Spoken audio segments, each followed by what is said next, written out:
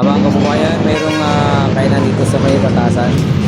Napakasimple lang sila pero daming ulam mga kababayan na tinda oh. Daming pagpilian, so maraming bumibili dito mga kababayan oh.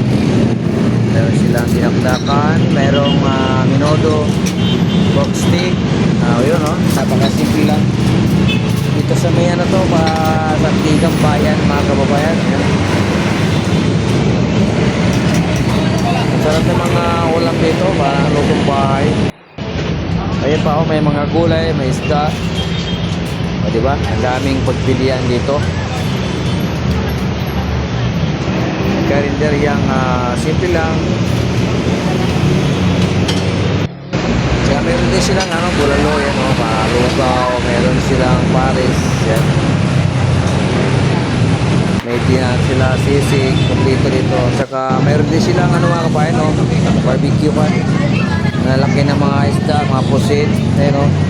May chicken, mayroong isaw. Dahil pagpilihan dito mga kabayan. Dahil pag kayo dumaan dito, tingnan yung mga pagkain nila.